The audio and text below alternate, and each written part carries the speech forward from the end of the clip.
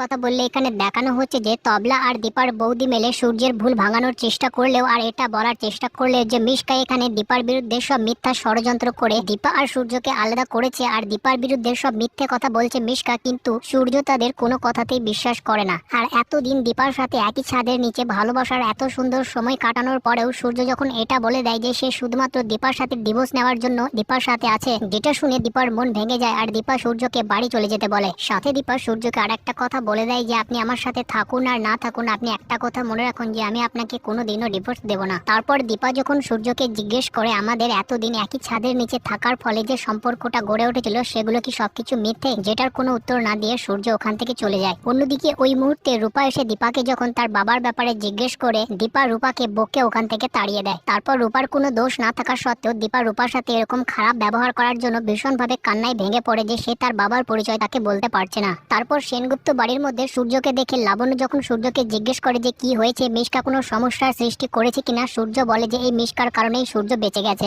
তা না হলে তোমাদের আদরের দীপা আমাকে আবার ঠকানোর চেষ্টা করেছিল, কিন্তু আমি ওখান থেকে চলে এসেছি। আর আমি যে নিজে থেকে এসেছি সেটাও নয়, তোমাদের আদরের দীপার রাজ ফাঁস হয়ে গেছে, তাই সে লজ্জায় আমাকে এখানে পাঠিয়ে দিয়েছে। যেখানে লাবণ্য ভীষণভাবে মিশকার উপর রেগে যায় আর বলে যে তোমাদের পার্সোনাল ব্যাপারে সব সময় মিশকা কেন চলে আসে মাঝে। তারপরেও এখানে মিশকা দীপার বিরুদ্ধে অনেক উল্টোপাল্টা কথা বলার চেষ্টা করলে প্রবীর আর প্রতীক ভীষণ রেগে গিয়ে মিশকাকে সেনগুপ্ত বাড়ি থেকে বেরিয়ে যেতে বলে, কিন্তু সূর্য মিশকাকে আটকে দেয় আর বলে যে দীপাকে ভালো সাজানোর জন্য তোমরা প্রত্যেকবার কাউকে না কাউকে দোষী বানিয়ে দিলে দীপার দোষটা ঢেকে যাবে না। যেখানে লাবণ্য সূর্যকে বলে যে কোনটা ভুল আর কোনটা ঠিক সেটা বোঝার মতো ক্ষমতা তোমার হয়নি। যেখানে সূর্য লাবণ্যকে বলার চেষ্টা করে যে তুমি জানো না দীপা আমার সঙ্গে কি করেছে, তখন লাবণ্য বলে যে আমি দীপাকে ভালো করে জানি, দীপা তেমন কোনো কাজ কোনো দিনও করবে না। অন্যদিকে সূর্য দীপার বাড়ি থেকে চলে এসেছে সেটা জানার পর সোনাও সেনগুপ্ত বাড়িতে ফিরে চলে আসে। যেখানে সোনা সূর্যকে উত্তপ্ত দেখে সোনা সূর্যকে শান্ত করতে লাগে। তারপর সোনা বলে যে তোমার যদি মায়ের সাথে ঝগড়া হয় তাহলে তুমি চিন্তা করো না, আমি সব ঠিক করে দেবো। অন্যদিকে দীপা রূপার সাথে যেটা করেছে সেটাতে নিজের ভুল বুঝতে পেরে দীপা রূপার কাছে গিয়ে কান্নায় ভেঙে পড়ে আর রূপার কাছে তার ভুলের জন্য ক্ষমা চায়।